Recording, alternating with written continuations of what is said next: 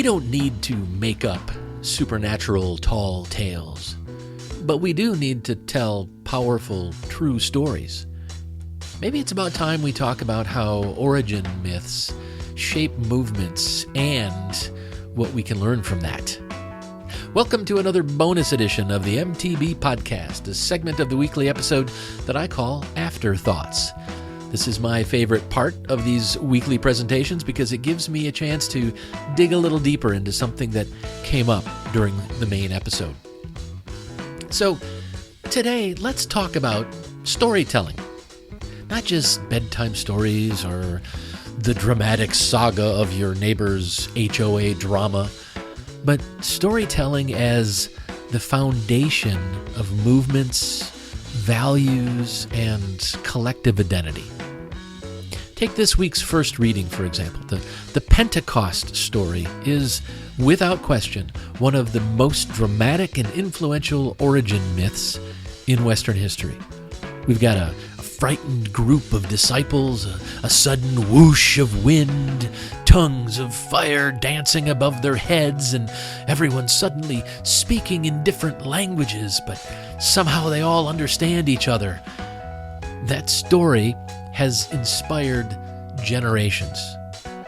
Artists painted it, preachers shouted it, and believers clung to it as the beginning of something big. Because it is kind of compelling. It doesn't just report an event. It sparks imagination and it feels important. That's what myth does at its best. It gives shape to values. It makes abstract ideas tangible. And most importantly, it stirs emotions. Myth, art, and story are the emotional scaffolding of every powerful movement, whether it's religious, political, or cultural. You want people to believe in something bigger than themselves? Start with a fantastic story. Now, here's the catch for us. The early Christians had decades to shape and polish this origin story. They could add some fire from heaven, sprinkle in a few miracles, and round it out with a link to the Old Testament, just to give it a little added authority. But we don't have that luxury. We don't have the time to mythologize, and more importantly, I don't think we want to. Because we're not here to spin yarns and create tall tales. We're here to share the truth. Real stories rooted in real people, real experiences, real struggles. The kind that don't need fire from heaven to catch fire in your heart. And if we want to build a movement that actually inspires change, especially during this chaotic moment in history, we need to get really good at telling those stories. Okay, let's talk about the mythical advantage and why we don't have it. The early Christian leaders had something that we simply don't. They had lots of time and storytelling freedom. Like I said, they had decades to shape a narrative, test it in small communities, tweak it, add a miracle here, sprinkle in a little divine approval over there. And no one was live tweeting corrections. No one was fact-checking their tongues of fire claims in real time. They got to build their supernatural origin story with plenty of room to breathe and lots of poetic license. The Christian nationalists and MAGA world, they get this. They absolutely understand the power of a good myth. That's why they constantly rewrite history. Suddenly, the founding fathers were all evangelical Christians. The Civil War wasn't really about slavery, and Trump is somehow both the underdog and the chosen one. They aren't bound by facts. They're crafting a mythology. It doesn't have to be true. It just has to feel true enough, true-ish, right? True enough to the people who want to believe it. But that's not how we roll. We don't get to invent golden ages that never existed. We don't get to slap miracle labels on every coincidence. We're not myth makers. We're truth tellers. And that's both our strength and our challenge. Because facts on their own don't always move people. The truth matters, but it doesn't always stick unless we wrap it in something more human, something that resonates, something that people can feel. And that's why storytelling matters so much for us. Because we're trying to build a movement rooted in reality and guided by integrity, not fantasy. We're not fighting fiction with more fiction. We're fighting it with humanity, compassion, and truth. So, no, we don't have the mythical advantage. But we do have real stories, real stakes, and real people. And those, when told well, are more powerful than any tongue of fire or golden statue. So let's break this down. What actually makes a movement's story work? Well, first, I think you kind of need a clear origin story. Virtually every movement worth remembering can tell you where it started and why. Not just the date and the location, but the spark. What made people stop what they were doing and say, that's it, I'm in? The Pentecost story? Oh, tongues of fire, everyone's speaking and understanding each other, and boom, the church is born. For us, it might not be that dramatic, right? No fiery headgear, but we still need to answer those big questions. Who are we? Why now? What called us to action? Because people don't rally behind vague vibes.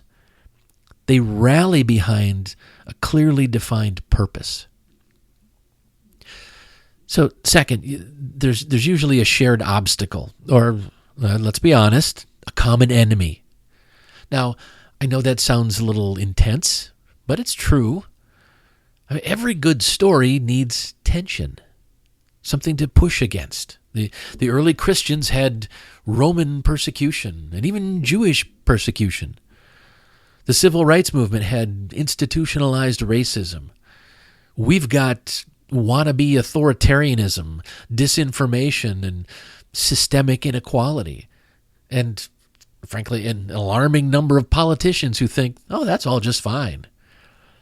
A movement without something to resist is sort of just a social club. The fight is part of what gives it meaning. But here's the thing. Fighting against something, as we know, only gets you so far. You also really need to have a vision for what you're fighting for. That's the part a lot of movements lately seem to have forgotten. We can't just yell no forever. We need to offer a better option for yes. What does a world look like where people listen more? Or they help each other more? They forgive faster and frankly, love deeper? What's our vision of justice, dignity, and belonging? If we can't articulate that, we're not a movement. We're just a complaint. And finally, you need heart. Because the best movement stories don't just inform. They move people. We've all seen the difference between someone reading off a list of policy goals and someone telling you why those goals matter. One hits your head, the other hits your gut. That's where real change begins. With a story that makes someone feel seen or hopeful, or maybe even just a little less alone. So first you need a clear origin story. Then you need a shared obstacle or a common enemy. Then you need to be able to articulate what you're for and not just what you're against. And then you need to wrap that all up with a lot of heart. So to build a story that fuels a movement, we need more than facts. We need some of that fire. Not the supernatural kind, the human kind. The kind that spreads when truth meets courage and connects to our compassion. Let's be honest. Nobody ever changed their mind because of a pie chart. Okay, maybe a few data nerds did, but most of us, we remember stories. We remember how someone made us feel. That's what sticks. That's what persuades. It's not because facts aren't important. They absolutely are. But when we're trying to create change, we have to lead with the human experience, not the spreadsheet. Think about it this way. You can tell someone that thousands of immigrants have been detained under cruel conditions, and their eyes might start to glaze over. But tell them about one mom who was separated from her child at the border. How she cried herself to sleep every night for weeks, not knowing if her daughter was safe. And suddenly it hits differently. Now it's not just an issue. It's a person, a story, a reason to care. Or take teachers. You can rattle off stats about education funding, the lack of funding, and how it's impacting teachers and education. But it's the story of the exhausted teacher, low-paid teacher, spending her own money on classroom supplies and still showing up for her kids every single day. That's what makes people pay attention. Because it's not about numbers. It's about what those numbers mean for real people who are trying to do the right thing in a messed up system. And here's the hard truth. The GOP and the Christian nationalist movement have mastered the art of the simple, emotionally charged lie. They're coming for your kids. They're silencing your voice. They're stealing your jobs. They're taking your guns and giving them to the criminals. They're eating the dogs. They're eating the cats. It's a bunch of bullshit. But it's effective bullshit. It's sticky. It spreads. And it gives people a story to believe in, even if it's just a pile of hot garbage. We don't get to make stuff up, though. That's not how we roll. We do have powerful stories, though. Powerful stories to tell, true ones, stories rooted in justice, courage, sacrifice, community. And if we learn to tell those stories well, if we speak from the heart, not just the head, we can build a movement that resonates, a movement that remembers what humanity looks like. So yes, keep the receipts, know your facts, but lead with the story. Because facts inform, but stories transform. All right, let's talk a little bit about the craft of storytelling. Right? You've got a story to tell, but how do you tell it in a way that actually works? One that doesn't just make people nod politely, but gets them leaning in, maybe even tearing up, laughing, or saying, "Wow, I hadn't thought about it that way." Let's start with this. Be specific. Vagueness kills a good story faster than a Zoom meeting with no agenda. And trust me, I've sat through more than my share of those. Anyway, be specific. Don't say, teachers are having a rough time. Say, Mr. Ramirez is a 5th grade teacher in Tucson, and he just spent $630 of his own money on school supplies. He was cutting back at home to buy supplies for kids because the school couldn't afford it, and neither could their parents. and he still greeted his class with a huge smile every morning. Give us names. Give us real places. Let us see it, hear it, feel it. Be specific. Here's my second tip for you. Start with a moment. Not a summary, not a vague overview, a moment. And so to improve our story about Mr. Ramirez, we might start with something like this. Mr. Ramirez sat staring at his bank balance on his phone, thinking, oh, it might not be enough when the mortgage payment hits. He put his phone away, took a deep breath, and looked up with a smile as the middle school students started coming through the door. That's what hooks people in. That's the heartbeat of your story. Right? So start with a moment. Then end with meaning. And make sure you end with meaning. Yes, your story should be clear enough that people sort of get it.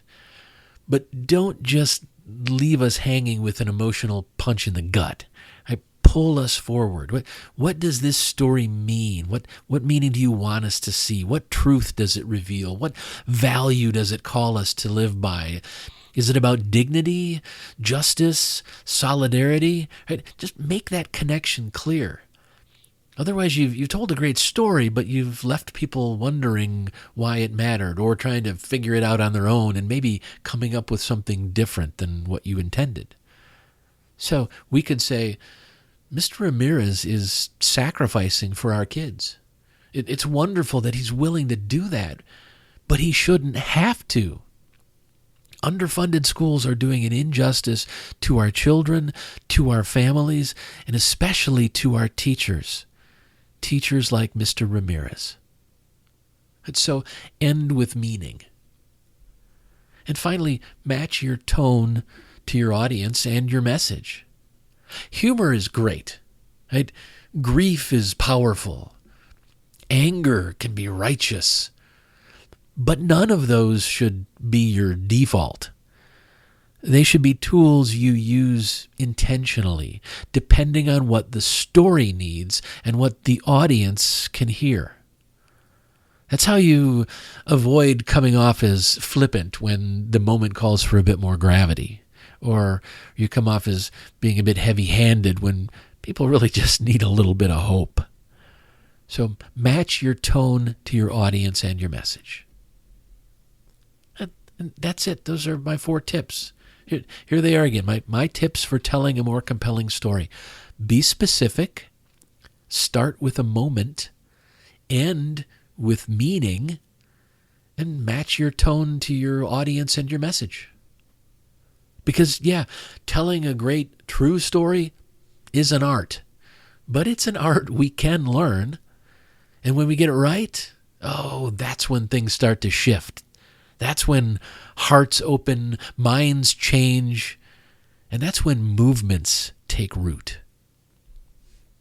So here's the thing. The folks we're up against, they're out there telling fiction. Loudly, confidently, and without a hint of shame.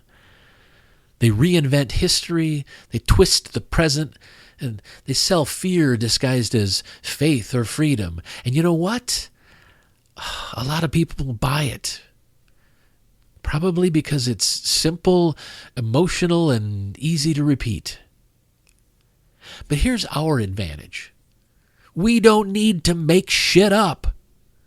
We have real stories of struggle, of strength, of humanity at its best and at its worst. We have stories of teachers who stay, neighbors who show up, parents who fight like hell for their kids, and everyday people choosing compassion over cruelty. These stories don't need divine intervention or dramatic embellishment. They just need to be told well. Because the truth is, our stories can move people. And that's how movements begin. Which brings us to the final thing. An afterthoughts challenge for the week. I want you to find one real story that reflects one of your values. That's it. Just one story. It could be your own story or someone else's. It could be something huge like standing up to injustice or something small like just choosing kindness when it would have been easier to walk away. But the key is it has to be true and it has to matter to you. Then, and this is the important part, tell it. Tell the story. And not to the whole internet, unless you want to, but to someone. Tell it to a friend, a partner, a coworker. And maybe tell it in a social media post. If you want to call somebody, and maybe if they don't pick up, you leave a voicemail, and just tell the story. Maybe just write it in your journal to start. If you're really nervous about it, write it out. What matters is that the story gets out of your head and somehow out into the world. Right? So tell the story somehow. That's key because the people who want to keep things exactly as they are, they're already telling stories loud, fast, and constantly. If we want a different future than they're proposing, we have to start shaping it with different stories. And those stories start with you and me. They start with all of us. So that's our challenge. Find one story and tell it. Make it real, make it human, make it matter, and make it as moving and effective as you can. And with that, we've reached the end of this episode of Afterthoughts.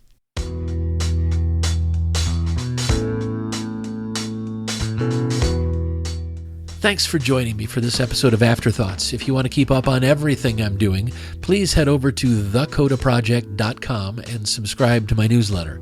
You'll get notifications whenever I publish anything, and I'll also keep you updated on the weekly live streams of Mythologizing the Bible. Also, if you subscribe for free over at The Coda Project, you'll start receiving my weekly resource called The Weekly Compass. This is a brief, once-a-week guide on a single core value. Think of it as a mini lesson plan for personal growth. It's perfect for families, students, and adults because I include discussion questions designed for each age group. Each weekly issue centers on a short reflection about the week's value, followed by discussion questions that are tailored for different age groups, from kids to college students to adults, and then a simple take action step, like a small challenge or exercise you can do to put that value into practice. Especially for families, it's designed to be an easy way to ensure that at least once a week you're making time to talk about morality, ethics, and core values. So if you're interested, go subscribe for free at thecodaproject.com. Thanks again for listening. Until next time, keep thinking, keep questioning, and keep seeking the truth.